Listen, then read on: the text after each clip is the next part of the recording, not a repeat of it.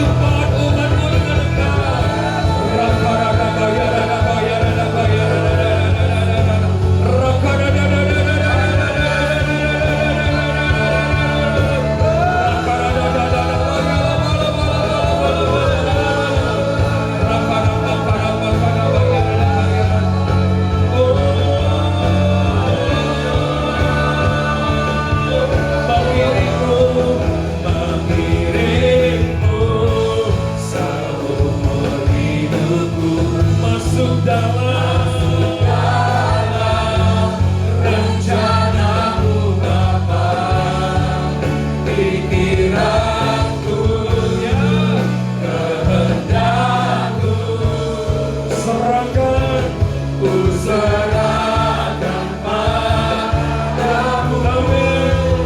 Harapanku hanya di dalam-Mu. Bukan bersama-Mu Tuhan, jadikanku bencanamu untuk memuliakanmu, untuk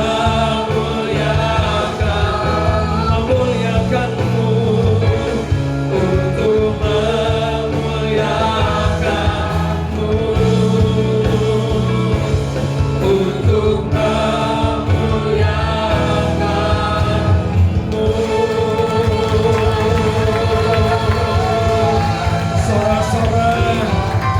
Sorak-sorak, alung-alungkan Dia dengan sorak-sorak, agungkan Dia dengan tepuk tangan. Haleluya. 1 menit kita beri sorak-sorai dan tepuk tangan yang meriah bagi Raja. Sambut Dia dengan sorak-sorai, sambut Dia kehadirannya dengan teriakan haleluya. Biarlah pujian penyembahan kami sebagai dupa yang wangi di hadapan-Mu, sebagai dupa yang harum di hadapan-Mu. Biarlah tempat ini adalah tempat perjumpaan umat-Mu dengan Engkau. Kerjakan sesuatu Tuhan pagi hari ini. Kerjakan sesuatu bagi umat-Mu ya Abah. Mereka sudah datang dari rumah, menyiapkan waktu mereka, dan kami minta pertemukan diri-Mu dengan mereka secara pribadi. Karena kami percaya kuasa-Mu ada di tempat ini, hadirat-Mu ada di tempat ini. Cengkram umat-Mu di dalam nama Yesus. Cengkram umat-Mu dengan hadirat-Mu di dalam nama Yesus, sehingga mereka pulang tidak akan pernah sama lagi. Ketika mereka datang, mereka menerima kepastian, mereka menemukan kesembuhan, mereka menemukan pemulihan, bahkan terlepas dari segala ikatan di dalam nama Yesus. Terima kasih, berbicaralah Engkau. Kami bebaskan Roh-Mu bekerja siang hari ini di dalam nama Tuhan Yesus Kristus. Yang siap belajar bersama-sama siang hari ini, sama-sama dengan saya katakan amin. Sebelum duduk, kasih tangan kiri kanan saudara, bilang selamat hari Minggu.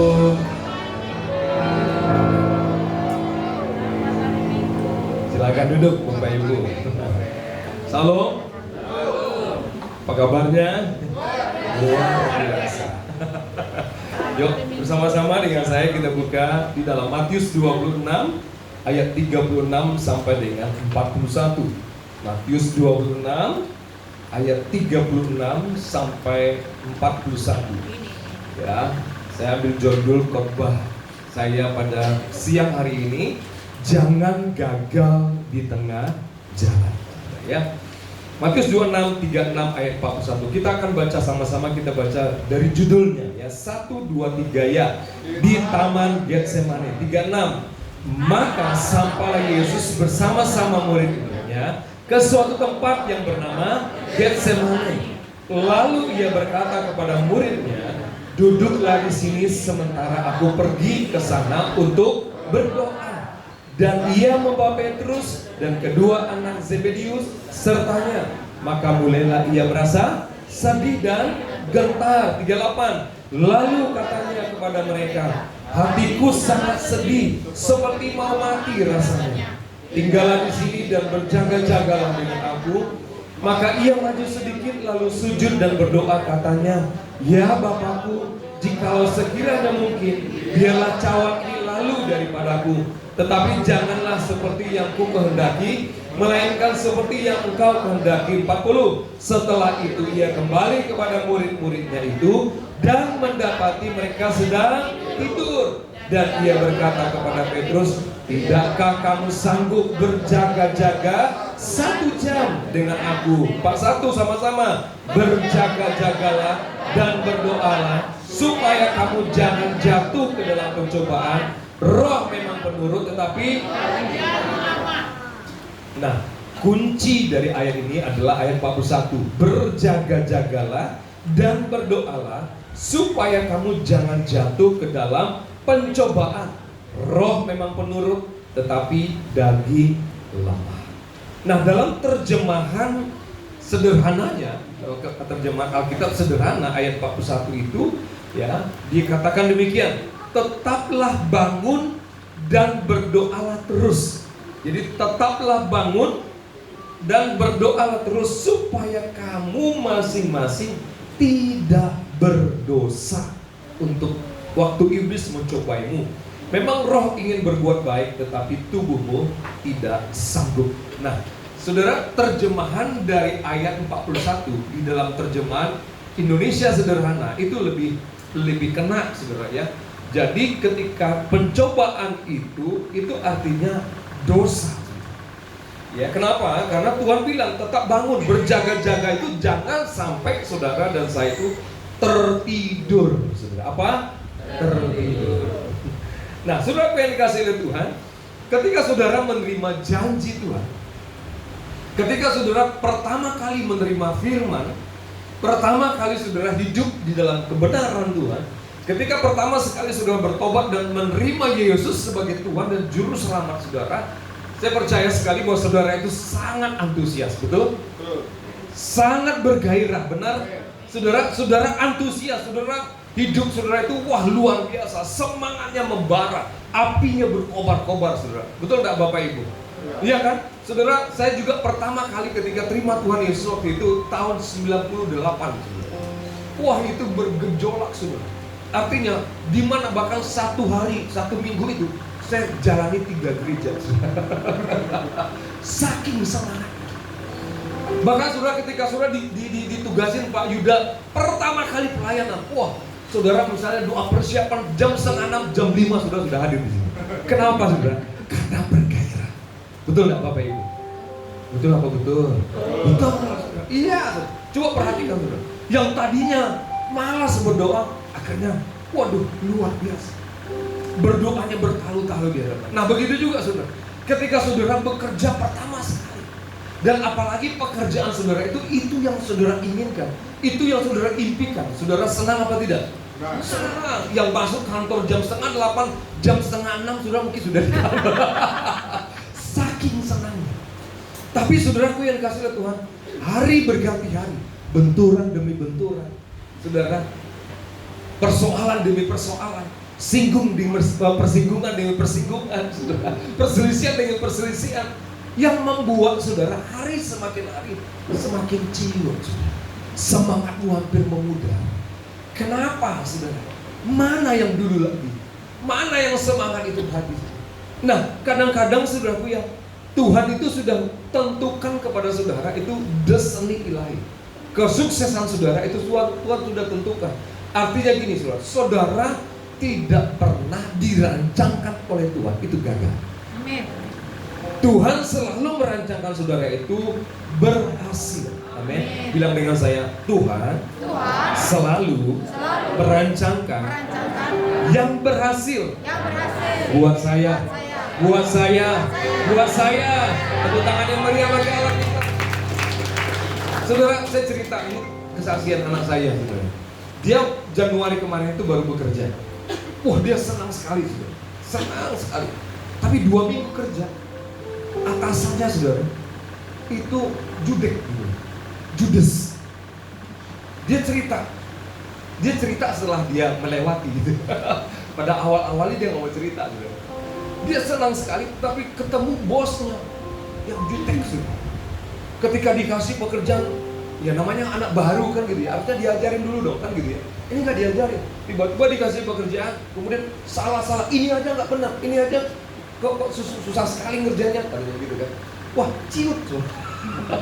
Terlagi baru pertama kerja kan, dulu semangat, tiba-tiba ciut. Nah saudaraku, setelah itu beberapa 2 atau 3 bulan berjalan saudara ya, tiba-tiba bosnya ini ngomong sama mereka. Dia bilang, adik-adik semuanya, kakak-kakak semuanya, bapak, ibu semuanya, saya mau resign, katanya gitu, karena dia mau nikah, saudara ya. Loh, terus anak saya bilang ini, teman-teman bilang, oh, ibu kenapa resign? Kenapa resign gitu loh, kan sayang sekali. Tapi anak saya bilang, yes, dalam hatinya. Kenapa? Karena bosnya jutek, saudara ya. Gak kepingin dong, ya betul ya, atasan kita jutek, saudara ya. Tapi kalau Kita kepinginnya bos kita itu adalah yang mengasihi kita, amin, yang memperhatikan kita, saudara ya. Nah dia juga begitu, saudara. Tetapi tantangan demi tantangan yang dihadapi, tapi bersyukur juga ya. Satu sisi dia menghadapi tantangan, terus tiba-tiba bosnya itu mengundurkan diri, resign. Sekalipun dia berkata, aduh ibu sayang sekali, saya mau banyak belajar dari ibu, tapi dalam hatinya apa? Yes. Nah kadang-kadang sudah hal-hal seperti itu bisa menggagalkan kita untuk tidak mencapai destiny ilahi kita. Nah kemarin Pak Gembala 1 bulan yang lalu, kalau tidak salah saya, beliau menyampaikan bahwa Tuhan itu sudah mendesain saudara dan saya. Ya, saudara apakah menjadi yang Tuhan inginkan atau yang menjadi pribadi yang Tuhan ingatkan? Saudara pilih mana? Yang saudara kepingin menjadi apa yang Tuhan inginkan atau yang Tuhan ingatkan? Inginkan. Nah, saya percaya sekali saudara bahwa saudara dan saya, Tuhan itu menginginkan sukses. Betul gak Bapak Ibu? Berhasil. Gak pernah seorang bapak merancangkan untuk anaknya gagal. Betul gak Bapak Ibu? Saudara dan saya itu dirancang oleh Tuhan sukses. Nah, kesuksesan itu bukan karena banyaknya deposito saudara, banyaknya jumlah uang saudara, banyaknya gedung, mungkin rumah saudara, aset saudara, modal saudara, investasi saudara. Bukan itu kesuksesan. Kesuksesan adalah ketika saudara melakukan kehendak Tuhan. Seperti pujian tadi, mengiringmu seumur hidupku, masuk dalam rencanamu Bapa. Pikiranku, kehendakku ku serahkan padamu. Harapanku hanya di dalam-Mu. Ku kan teduh bersama-Mu Tuhan. Jadikanku bejana-Mu untuk memuliakan-Mu. Kesuksesan saudara itu adalah mempermuliakan Tuhan. Amin. Nah, kita akan belajar bersama-sama saudara ya. 3 minggu yang lalu kita sudah memperingati Jumat Agung, memperingati penderitaan atau kematian Yesus. Nah, kesuksesan Yesus adalah ketika dia harus mati, dia harus disalibkan, dia harus didera, dia harus dicambuk. Itulah kesuksesan seorang yang namanya Yesus. Kok bisa Pak? Kok mati itu sukses? Bukankah kesuksesan itu ketika kita menduduki jabatan tertentu? Bukankah kesuksesan itu kita berlimpah-limpah aset kekayaan? Masing-masing saudara itu punya destiny ilahi. Dan Tuhan kepingin saudara dan saya itu sukses. Amin. Sukses seperti yang saya ceritakan tadi bukan karena banyaknya uang, tetapi adalah melakukan kehendak. Amin. Yang percaya tepuk tangan bagi Allah. Nah, kita akan belajar bersama-sama saudara. Belajar dari Yesus yang sekalipun tantangannya berat, tapi dia berhasil melakukan kehendak Bapa. Dan kita juga belajar kenapa sih murid-muridnya gagal. Kita belajar juga dari kegagalan murid-murid dan kesuksesan dari seorang namanya Yesus. Nah, saudaraku, ada beberapa tantangan yang dihadapi oleh Yesus pada waktu itu. Dia 100% manusia.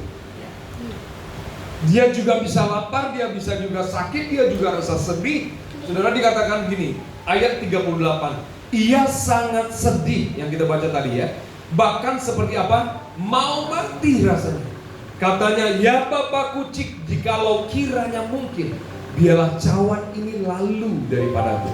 Tetapi janganlah apa? Seperti yang kuhendaki, melainkan seperti yang engkau kehendaki.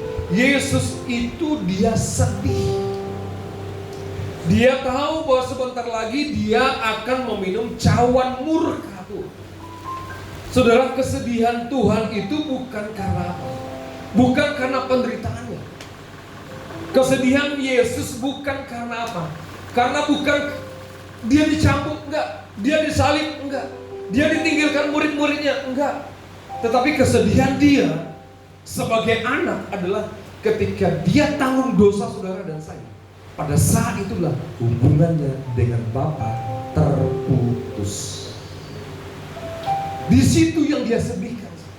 Karena itu dia bilang, Tuhan Bapa, jika cawan ini berlalu, biarlah berlalu. Kenapa?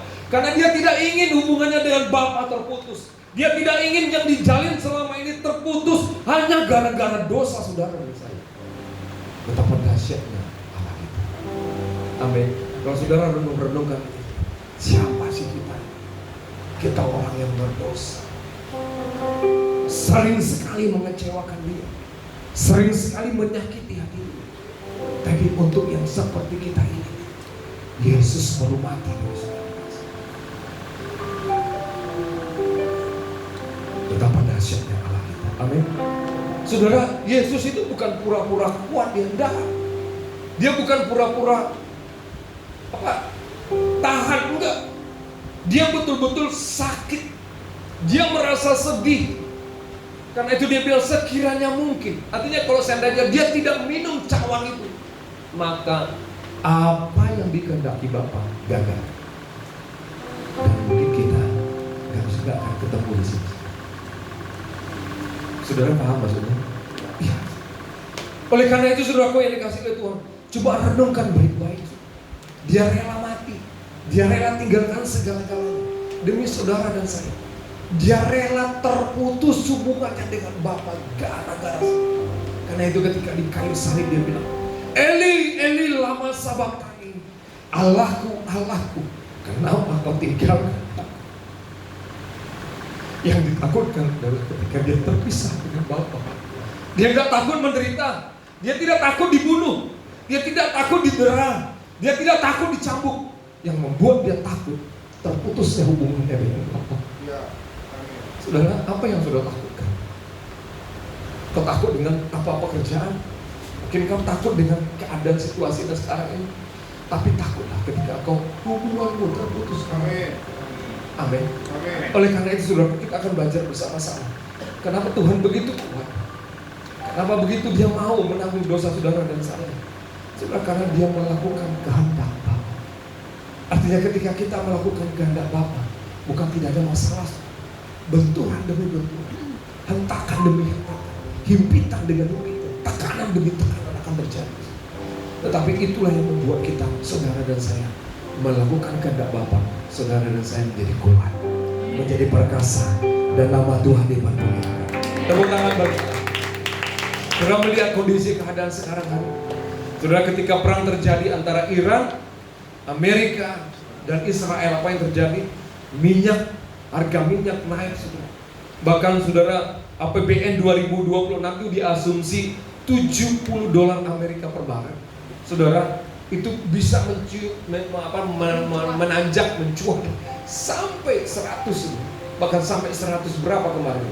Dan itu yang membuat risiko APBN kita itu defisit. Akhirnya terakhir apa yang diambil oleh pemerintah? Menaikkan harga minyak, subsidi. Kalau terus disubsidi, saudara, wah itu bangkrut negara kita. Dan ada lagi, saudara, kalau minyak naik, saudara, bukan hanya minyak yang naik, transportasi pasti naik, betul nggak Bapak Ibu? Saudara, saya besok itu ke Medan, saudara, yang tadinya bisa pulang pergi naik Garuda, nggak bisa lagi sekarang. Kenapa? Karena aftur udah naik, harga ke Medan itu 3 juta sekarang, saudara. Sekali terbang, 2,9 per 3 juta. Nah akhirnya perginya naik Lion, yang satunya itu Lion apa? Bukan, yang satunya bukan, Super Airjet. Akhirnya naik gitu, berangkat, pulangnya naik Garuda, saudara. Kenapa? Karena biayanya nggak cukup, saudara. Nah nggak mungkin kita nggak kerja kan gitu. Nah, dengan naiknya transportasi, saya percaya juga ongkos naik, betul nggak? Nah, untuk mengangkut ikan dari nelayan ke pasar pasti naik juga. Karena transportasi naik, maka harga ikan juga naik. Begitu juga mengangkut beras, mengangkut padi, Yang tadinya mungkin 1 kilo berapa, sekarang sudah naik lagi. Akhirnya harga beras juga naik. Nah, saudaraku yang dikasih oleh Tuhan, bahkan prediksi BMKG itu akan terjadi kekeringan sampai nanti bulan Agustus atau sampai Oktober. Bapak Ibu, mari kita saksikan video berikutnya. Ini prediksi BMKG sudah. Silakan.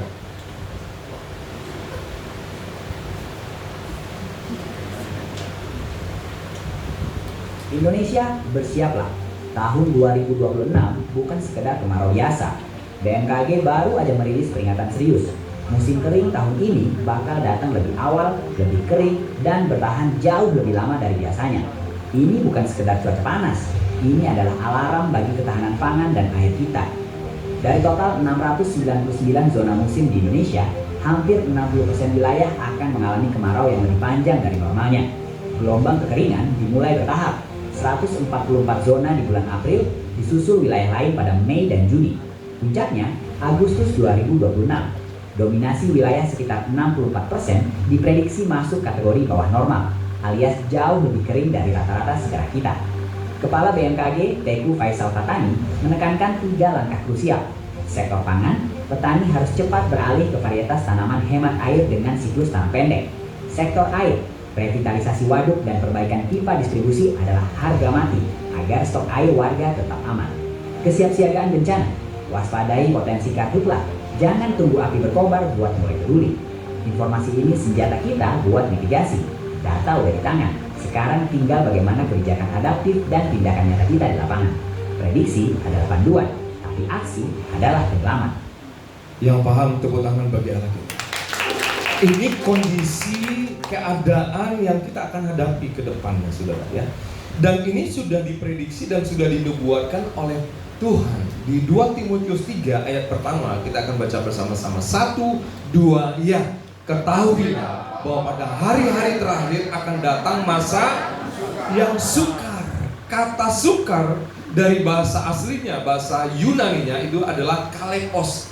Artinya apa? Masa yang berat, masa yang susah untuk dihadapi, masa yang berbahaya, masa yang ganas, buas, dan tidak dapat dikendalikan. Saudara, masa-masa kekeringan tidak bisa dikendalikan, saudara. Kekeringan tidak bisa dikendalikan.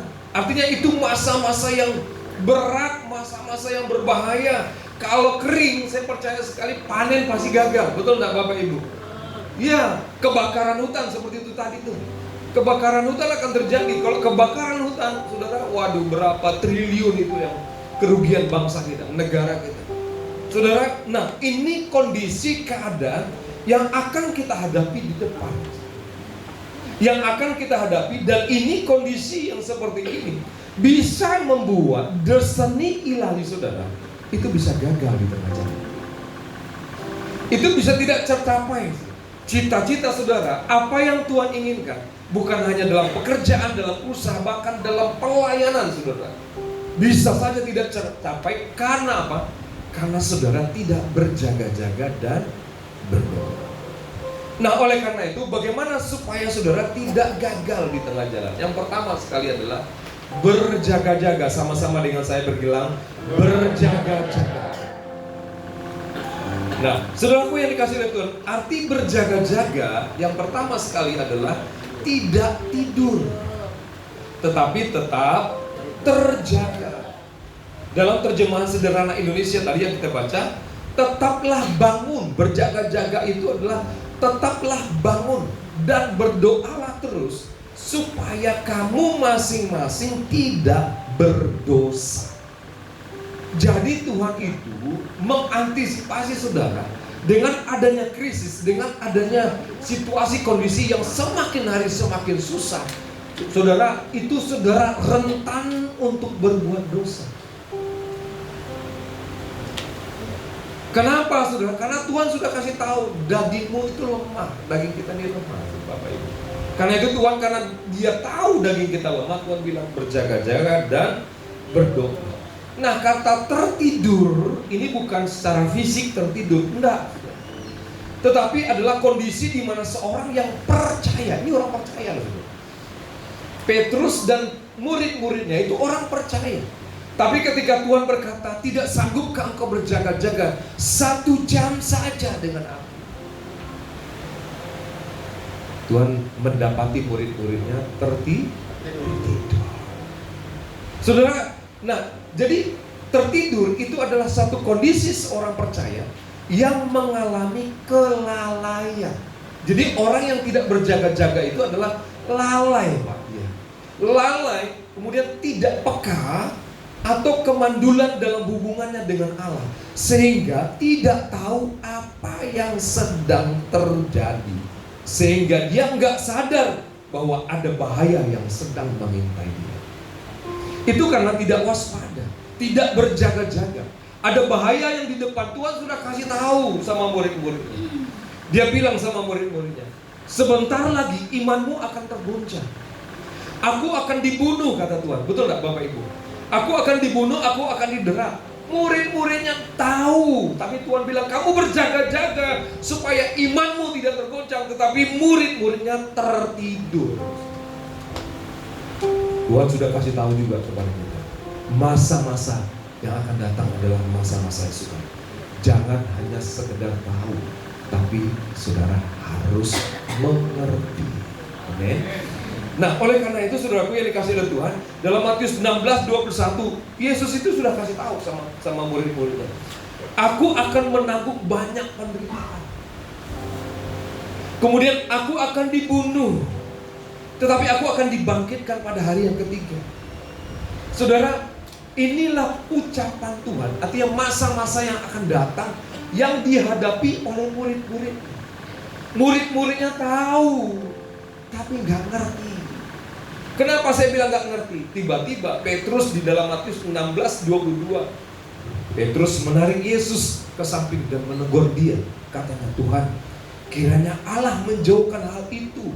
Hal itu sekali-kali tidak akan menimpa engkau, katanya. Keren gak Petrus? Dia gak mau lihat gurunya teraniaya. Dia gak mau melihat gurunya nanti dibunuh. Dia gak mau melihat gurunya saudara menderita. Gak mau. Keren Petrus. Saudaraku yang dikasihi oleh Tuhan, saudara, hari-hari terakhir ini akan ada masa-masa yang sulit, masa-masa yang sukar, masa-masa yang berbahaya. Saya minta saudara bukan hanya sekedar tahu, tapi mengerti. Ketika kita tahu apa yang akan terjadi, orang yang mengerti, dia pasti waspada. Dia akan bersiap-siap. Amin.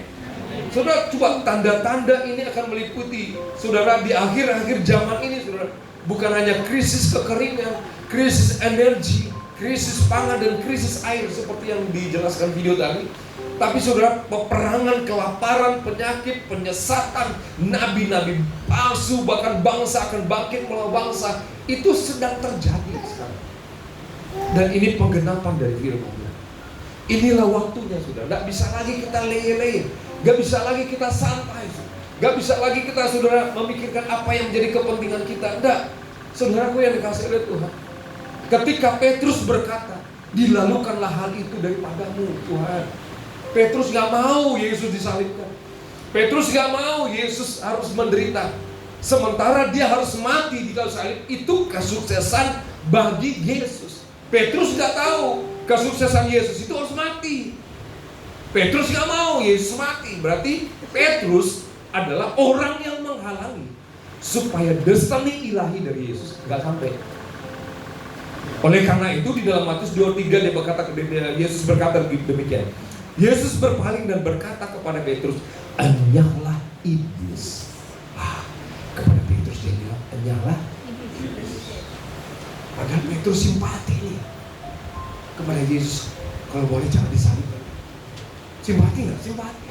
Tapi Tuhan bilang, enyahlah iblis. Engkau suatu batu sandungan bagiku, kata Tuhan.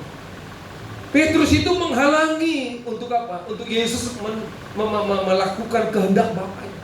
Sekalipun Yesus itu tidak mau sebenarnya. Kenapa? Karena dia bilang, seandainya cawan ini berlalu, biarlah berlalu, tapi bukan kehendakku, tapi kehendak Allah. Artinya apa, saudara? Yesus bilang sama Petrus, enyahlah iblis, sebab engkau bukan memikirkan apa yang dipikirkan Allah, melainkan apa yang dipikirkan manusia. Saudara, orang yang memikirkan pikirannya dia sendiri, pikiran manusia, itu bisa membuat destiny ilahimu bisa gagal di tengah jalan. Sehingga Tuhan bilang ini tertidur. Sehingga ciri-ciri orang yang tertidur adalah tidak memikirkan apa yang dipikirkan Allah, tetapi memikirkan apa yang dipikirkan manusia. Kira-kira manusia memikirkan apa? Duit. Betul nggak? Makan, minum, rumah, mobil. Bagaimana caranya supaya kita dapat rumah? Bagaimana caranya supaya dapat mobil? Dapat pekerjaan yang mapan, dapat posisi yang mantap sekali. Itu yang dipikirkan manusia. Salah nggak? Enggak salah. Tapi ketika Tuhan tanya, apakah dalam pekerjaanmu ada rencana Tuhan nggak? Apakah dalam usahamu, bisnismu ada rencana Tuhan nggak di situ? Itu yang penting. Jadi kalau hanya melulu memikirkan makan, minum, pakai, Tuhan bilang ini, carilah dahulu kerajaan Allah dan kebenarannya, maka segala sesuatu, makan, minum, pakai, akan disediakan oleh Tuhan. Tepuk tangan dong bagi Allah.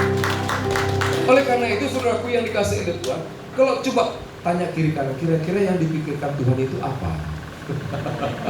Dan dijawab dong. Supaya kita ini nggak tertidur. Amin. Kalau kita memikirkan perkara Allah, berarti kita nggak tertidur. Jangan seperti Petrus, dia memikirkan pikiran manusia. Pikiran manusia pasti makan, minum, pakai. Betul nggak Bapak Ibu?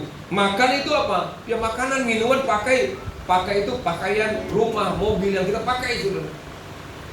Tapi Tuhan bilang, carilah dulu kerajaan Allah. Nah sekarang pertanyaan, kira-kira apa yang dipikirkan Tuhan? Sudah dijawab nggak tadi pertanyaannya? Yang ditanya temannya.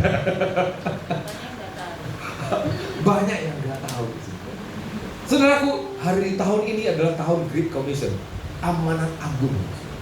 Nah, satu kali sebenarnya saya itu melayani di sebuah cabang di luar provinsi Banten.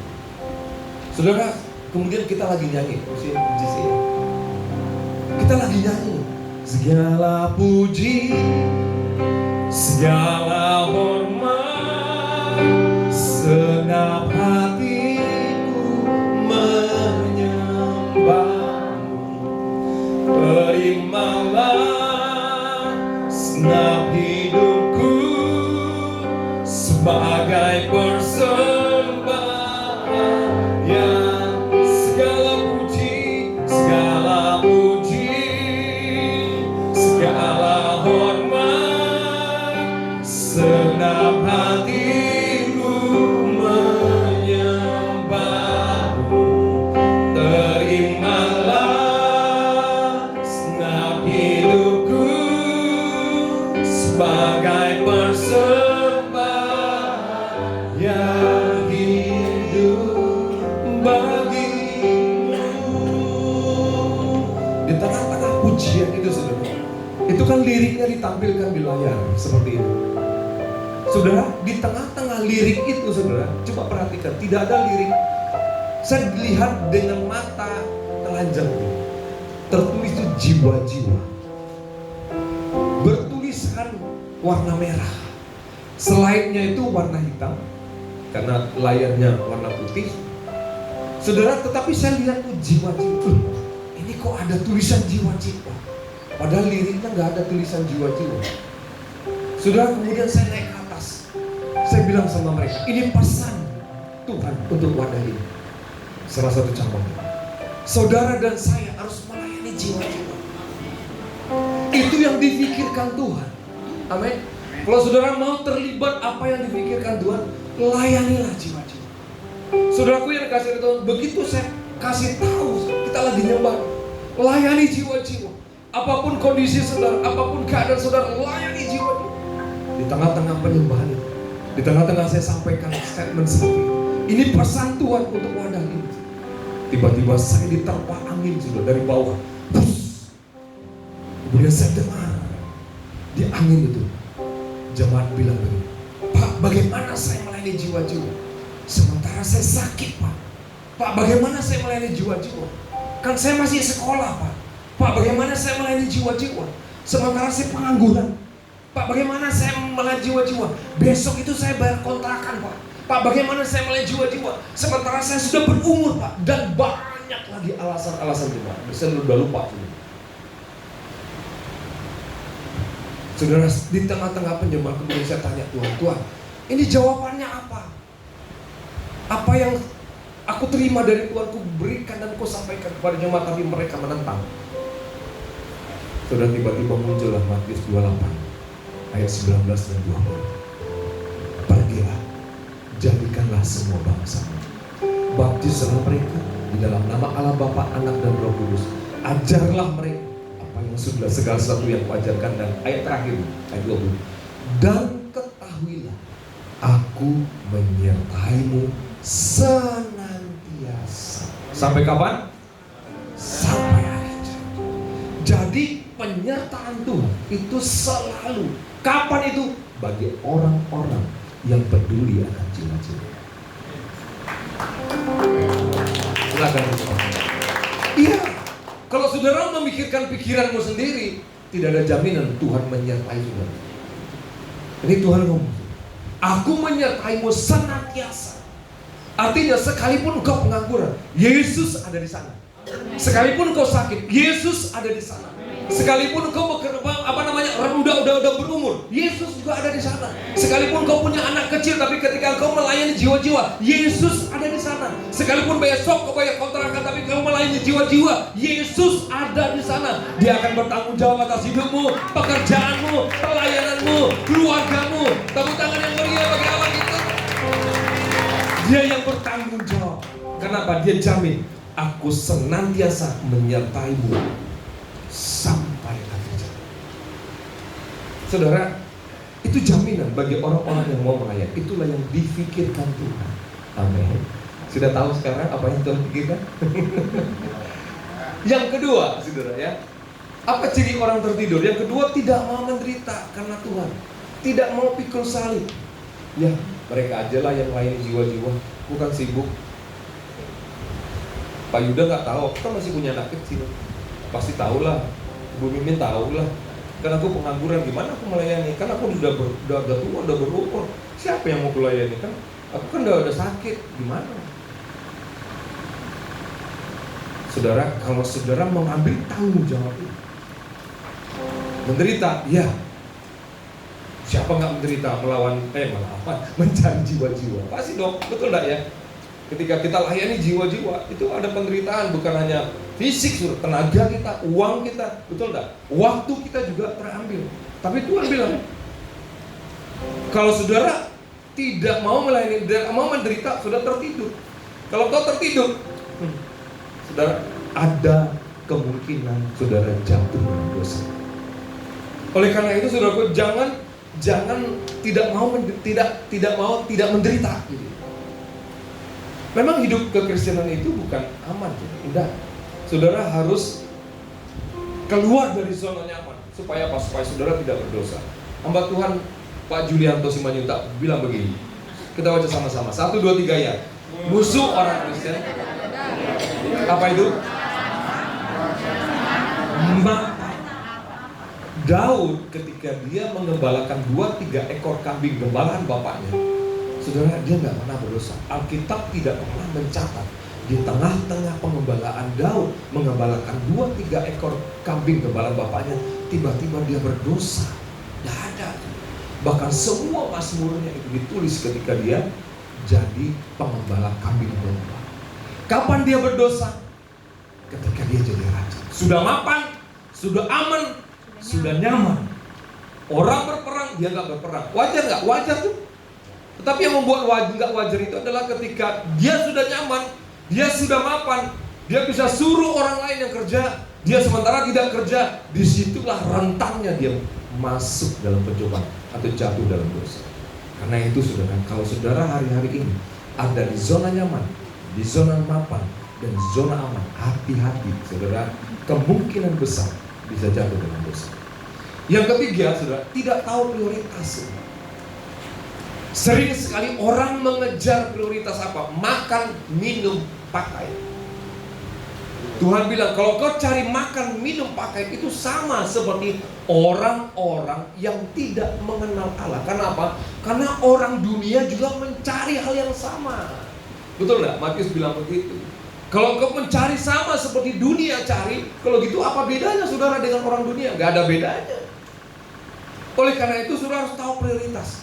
Prioritaskanlah Tuhan pertama kali. Seperti tadi itu. Kalau kau prioritaskan Tuhan, maka Pak Gembala ada statementnya begini. Kalau kau mengurus urusannya Tuhan, maka Tuhan akan urus urusanmu. Amin. Itu statementnya Pak Gembala. Uruslah urusannya Tuhan. Sudah, Tuhan akan urus urusan saudara. Karena itu saudara jangan sampai tidak tahu mana prioritas. Kalau saudara tidak tahu prioritas mana yang utama, saudara tertidur. Nah, penyebab tertidur itu apa? Kelelahan fisik. Betul nggak Bapak Ibu? Kelelahan fisik. Saudara, kalau saudara pulang kantor, kemudian sampai di kantor mungkin jam 9, ketemu dengan keluarga, makan, kemudian duduk sebentar, kemudian saudara berdoa, apalagi doamu di tempat tidur, saudara pasti tertidur. Saya jamin pasti tertidur. Betul nggak Bapak? Kenapa? Karena sudah lelah.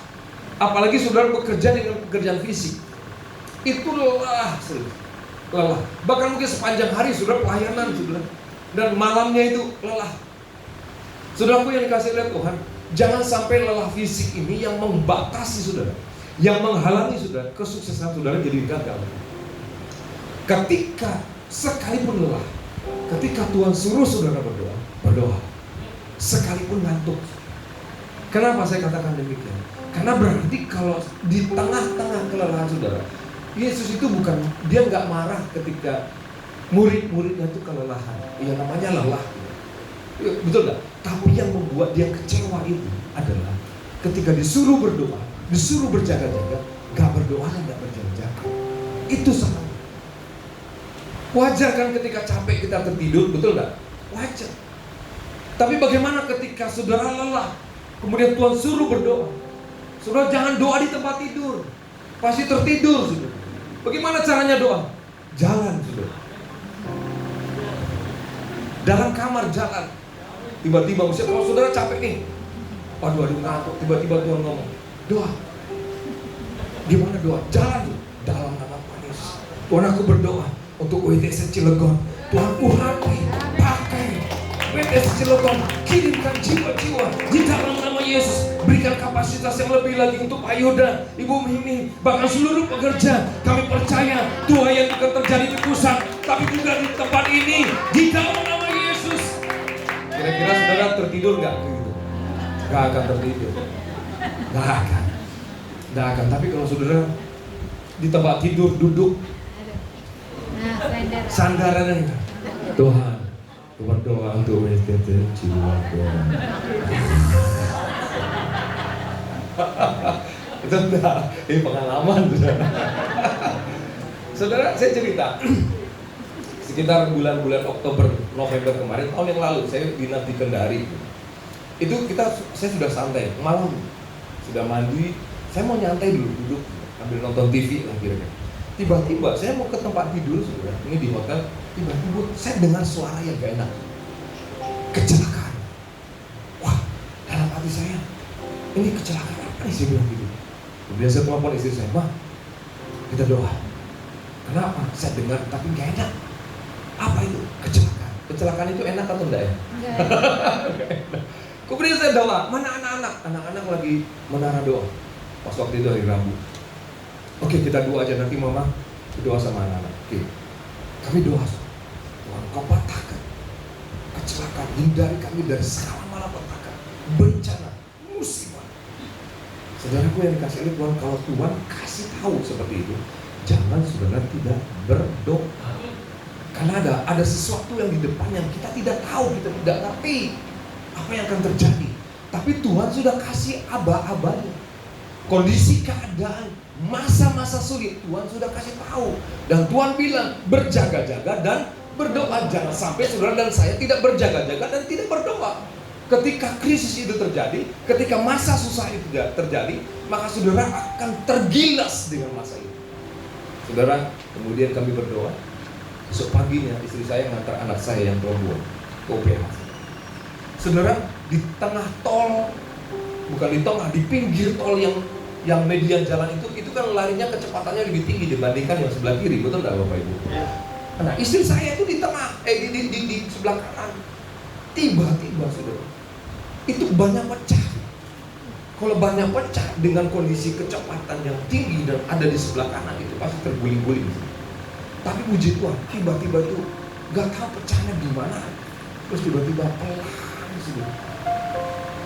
Yang gak terjadi kecelakaan.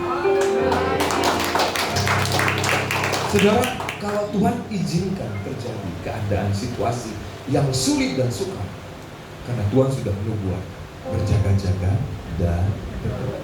Sekalipun mungkin engkau lelah, sekalipun engkau mungkin letih, sekalipun mungkin engkau rusuk, tapi kalau Tuhan suruh untuk melakukan sesuatu, saudara lakukan. Karena akan ada peristiwa yang di depan yang mungkin saudara tidak tahu, tapi kami percaya Tuhan akan melakukan kuasanya lewat doa saudara. Amin. Nah, saudaraku yang dikasihi oleh Tuhan, yang kedua adalah kenyamanan dunia. Kalau saudara merasa mapan seperti yang dijelaskan Daud tadi, hati-hati. Saudara bersantai-santai padahal di sini butuh pelayanan, misalnya pulang kerja mungkin saudara jam 8 masih ada waktu gitu, santai-santai nonton video YouTube, nonton TikTok gitu loh kan. Hati-hati loh saudara. Rasa mapan, nyaman dan aman itu bisa membuat saudara jatuh dalam dosa. Yang ketiga, kesibukan. Pak Yuda nggak tahu, saya ini kan kerja seharian Pak, sibuk Pak. Emang Bapak bisa tanggung jawab apa yang kami makan? Sini nggak ada. Suruh pelayan jauh jiwa, Bapak nggak tahu, kami nggak makan nih. Bapak mau tanggung jawab Pak? Tapi di sini nggak ada, di sana saudara. Sibuk dengan pekerjaan, sibuk dengan bisnis satu, sampai waktunya untuk Tuhan juga nggak ada. Dia berpikir, Tuhan tahu lah, Tuhan maklum lah. Saudara harus prioritaskan Tuhan, amin.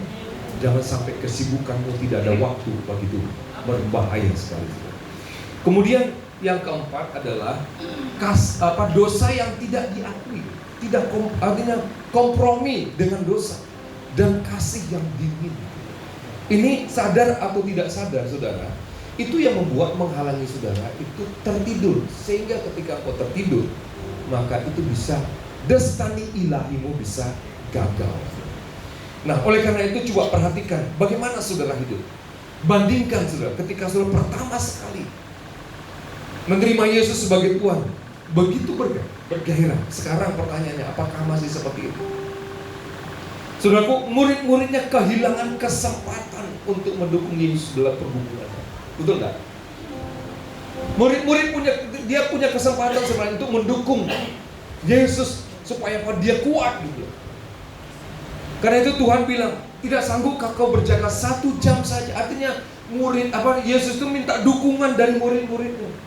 Bukan menghindari dia dari celaka, bukan menghindari dia dari pembunuhan, enggak. Dia minta supaya dia kuat. Dia minta sama murid-muridnya, doakan aku ya 1 jam aja, supaya aku bisa sanggup naik ke kayu salib, sanggup aku menanggung dosamu. Tapi murid-muridnya tertidur. Saudara, kalau kita dengar firman tapi tidak melakukan, itu sama saja saudara, kita berdosa. Karena itu seorang hamba Tuhan dia bilang ini, mendengar tanpa melakukan sama dengan apa? Membangun tanpa kasar. Nah, arti yang kedua berjaga-jaga adalah waspada. Katakan sama saya, waspada. Terhadap apa? Terhadap bahaya atau kemungkinan yang kita tidak inginkan. Murid-muridnya tidak menginginkan Yesus itu mati. Murid-muridnya tidak menginginkan Yesus itu disalibkan.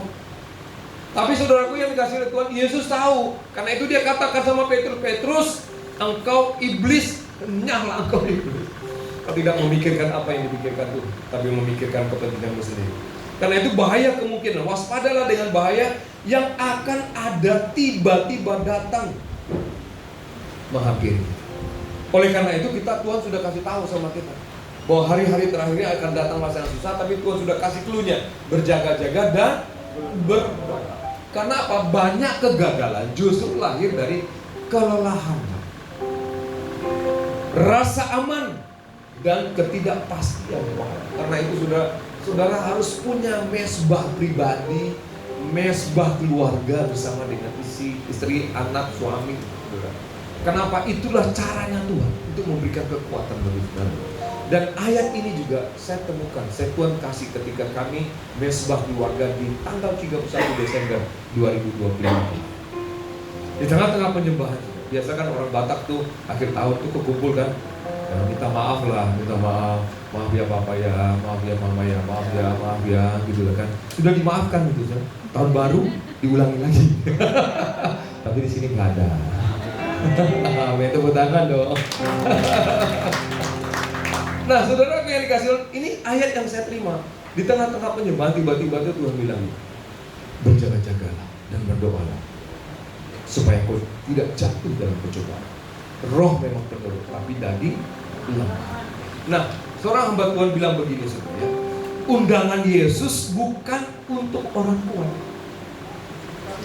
Dia tahu kita ini lemah.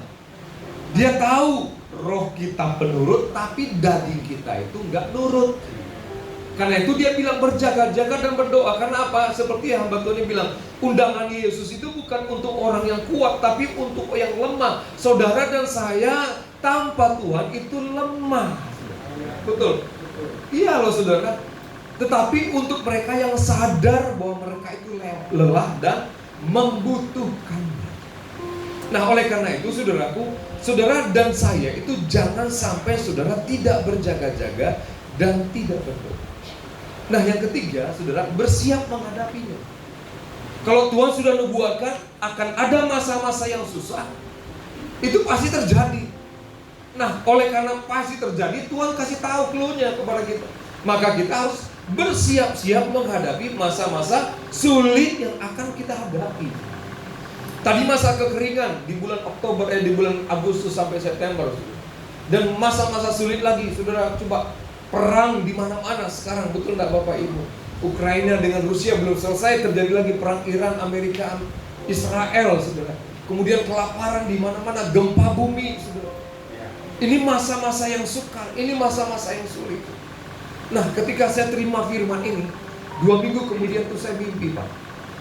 Saya mimpi tanggal 12 Januari 2026. Di dalam mimpi saya itu saya melihat ada kekacauan di satu daerah, saya tidak tahu daerah mana. Itu kekacauan terjadi. Kemudian tiba-tiba saya melihat ada antrian satu baris. Orang antri. Antri apa? Antri air minum. Dari mana saya tahu? Mereka tuh antri bawa botol minum, Pak. Bawa botol minum, bawa tumbler, kemudian bawa cerek, bawa teko. Berarti itu kan antri minum. Minum itu berbicara tentang kehidupan. Saudara, itu panjang antri sampai ujung kanan, saya nggak kelihatan orangnya. Saking panjangnya dan saking banyaknya. Di sebelah kiri saya pikir karena antri minum, saya pikir itu ada mata air, betul nggak ya? Atau sumur gitu. Tapi enggak. Di sebelah kiri saya nggak ada sumur, nggak ada mata air, tapi ada dispenser. Tahu dispenser? Ya. Dispenser itu kapasitasnya terbatas. Artinya apa? Untuk kehidupan saudara, makan, minum, pakai. Begitu banyak orang yang butuh, tapi ketersediaannya terbatas. Banyak orang yang butuh pekerjaan, tapi lowongan terbatas. Banyak orang yang butuh makanan, tapi konsumsi untuk pangan, makan, papan terbatas. Sehingga orang yang tidak, ini antrikan panjang, orang yang tidak sampai ke ujung, artinya airnya sudah habis. Apa yang mereka lakukan? Buat dosa. Saya berdoa jemaat di sini, sekalipun kekeringan ada, tapi Tuhan pelihara. Sekalipun ada penderitaan, tapi Tuhan bedakan. Karena apa? Karena ada Tuhan bersama-sama di BTS Cilegon. Yang percaya katakan amin. Sama seperti Tuhan pisahkan kita bangsa Israel di tanah Gosen, betul nggak Bapak Ibu?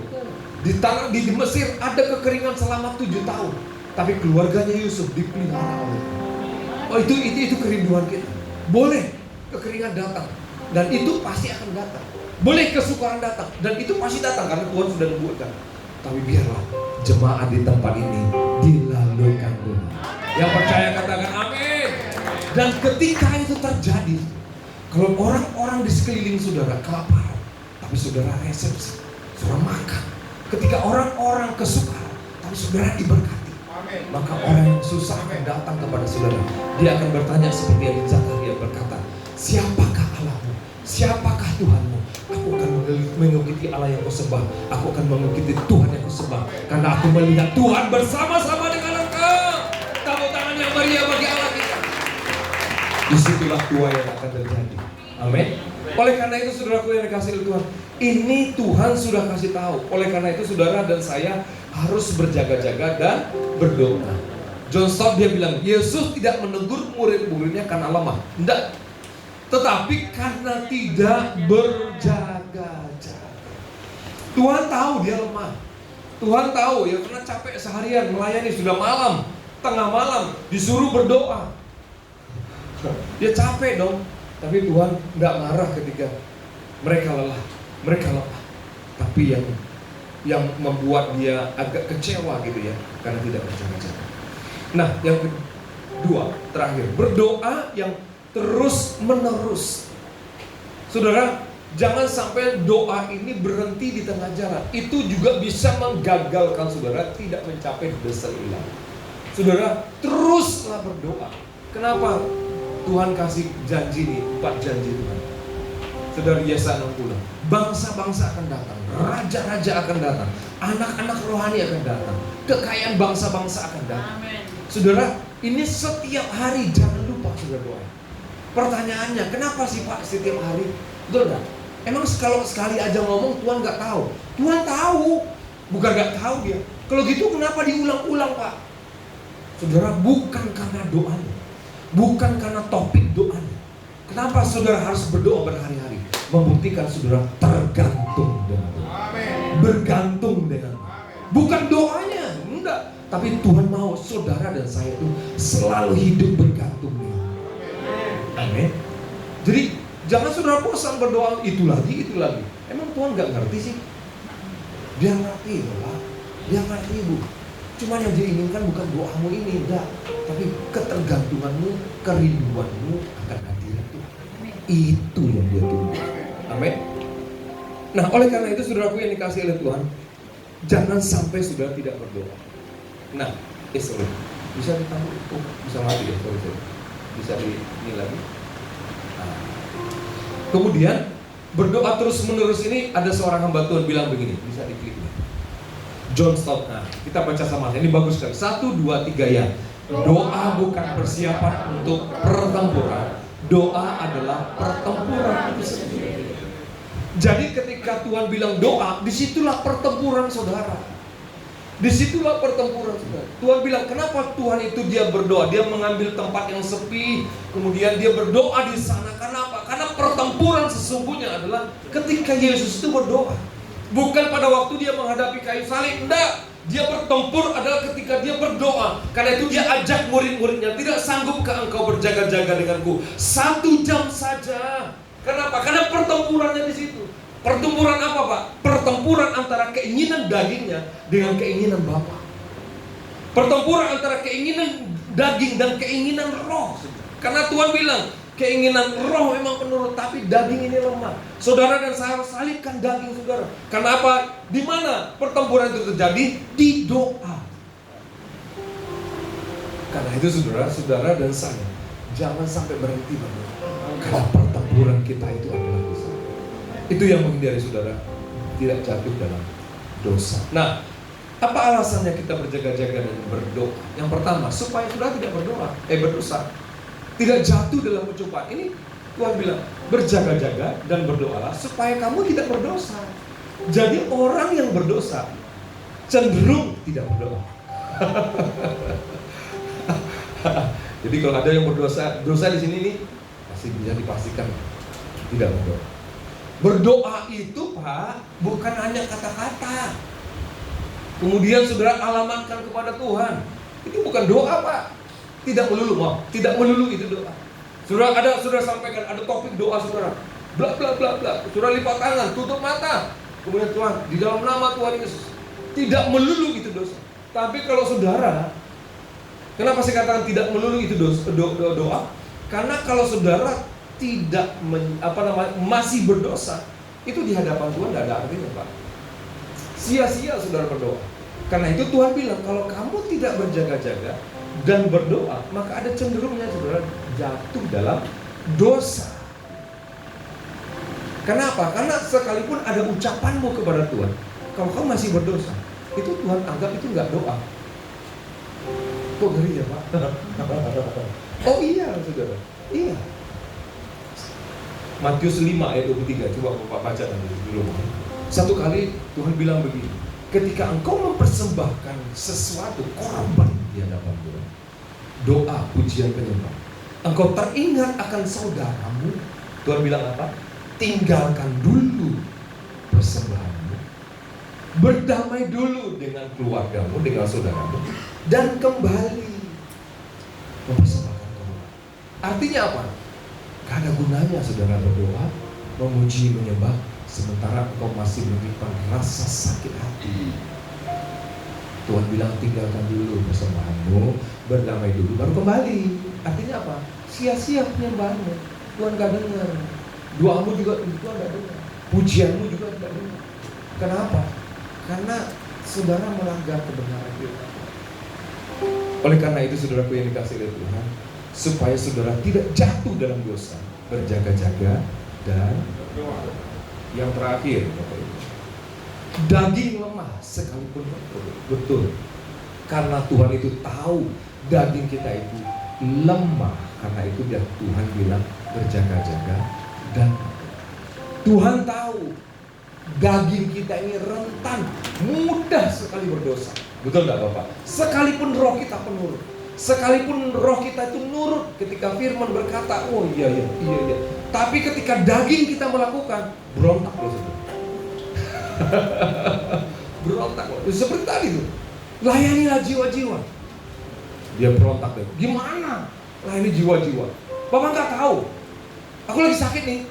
Bapak nggak tahu ya. Besok itu saya bayar kontrakan loh Pak. Enak aja layani jiwa-jiwa. Layani jiwa-jiwa. Bukan sudah tua Pak. Bapak nggak tahu aku punya anak kecil nih. Bapak nggak tahu aku pengangguran nih. Itu alasan.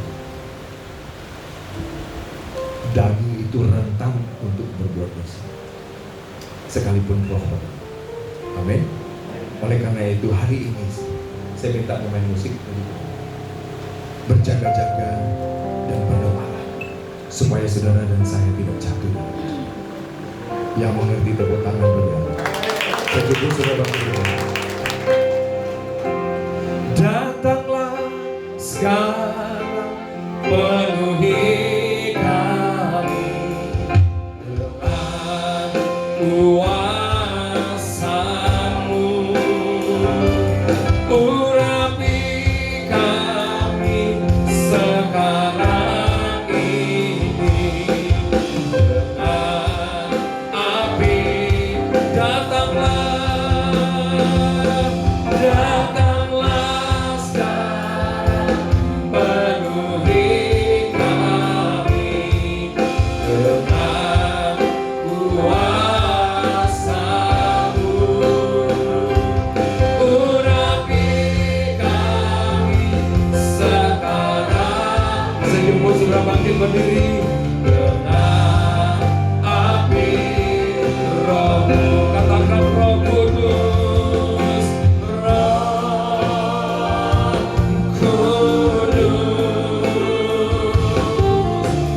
ini hamba. Roh Kudus, Roh Kudus, penuhi. Biar musik saja. Mungkin ada di antaramu, hidupmu sudah lelah, hidupmu capek. Hari ini Tuhan berkata, bangun, jangan tertidur. Temukan Dia dalam doamu, temukan Dia dalam pujianmu, penyembahanmu. Engkau yang lelah, angkat tanganmu di hadapan-Nya. Bilang sama Tuhan, Tuhan tidak kecewa ketika engkau lelah, enggak. Tuhan, lihat tangan-tangan yang terangkat. Sebagaimana firman-Mu Tuhan, sekalipun kami lelah Tuhan, kami mau waspada. Pulihkan kekuatan mereka. Berikan spirit yang luar biasa. Roh mereka biar menyala-nyala. Sekalipun daging kami lemah Tuhan, kami mau Tuhan, spirit kami, roh kami tetap menyala-nyala Tuhan. Di dalam nama Yesus Kristus, urapi mereka ya Bapa. Berikan kekuatan bagi mereka yang lelah, yang letih. Berikan Tuhan spirit yang baru, antusias yang baru, roh yang baru, yang menyala-nyala di dalam nama Yesus. Di dalam nama Yesus, di dalam nama Yesus.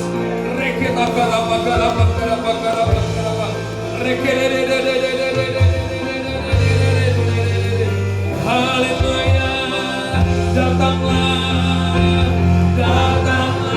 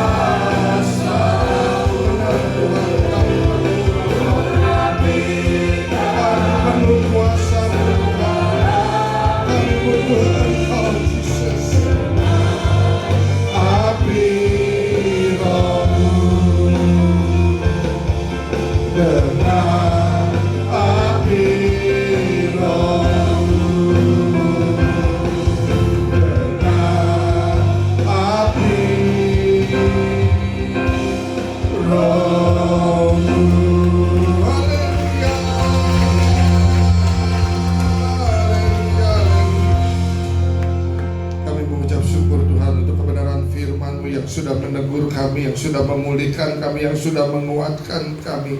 Kami percaya firman-Mu berkuasa atas setiap kami. Kami percaya firman-Mu itu yang dapat mengubah seluruh hidup kami Bapa. Oleh karena itu Tuhan, hamba-Mu berdoa untuk semua jemaat-Mu yang hadir di siang hari ini. Tuhan lawat, Tuhan jamah Tuhan. Biarlah perubahan terjadi atas setiap kami Bapa.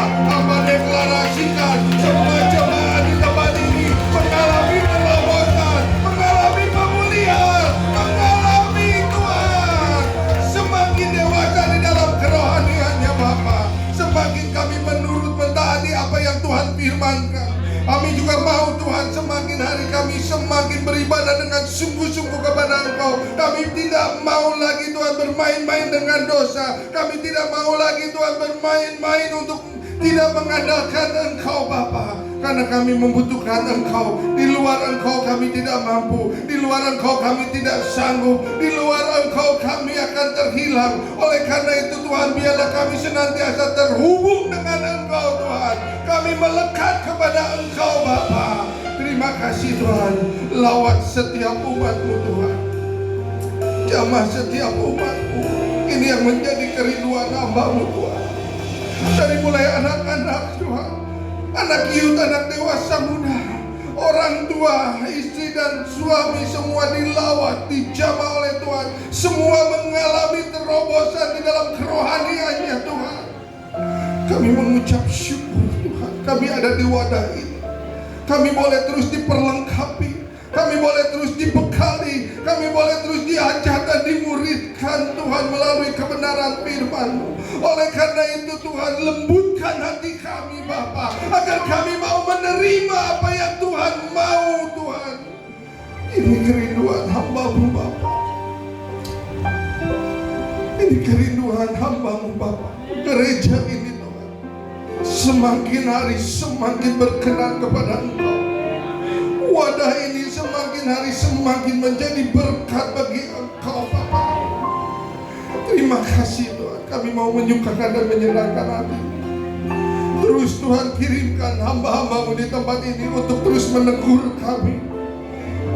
Kirimkan hamba-hamba-Mu di tempat ini untuk menguatkan kami, untuk mendewasakan kami melalui kebenaran firman-Mu Tuhan. Terima kasih. Terima kasih kami mengucap syukur. Mari kita arahkan tangan kita kepada Pak Victor dan kepada Ibu Rohani. Shikaramoya karamaya karamaya laku. Kiaralamoya seni. Terima kasih Tuhan untuk Pak Victor dan Ibu Rohani yang sudah Kau kirim ke tempat ini. Terima kasih Tuhan untuk kebenaran firman yang sudah disampaikan. Itu yang meneguhkan kami, yang menegur dan menguatkan kami. Oleh karena itu Tuhan, kami bersepakat bersatu hati.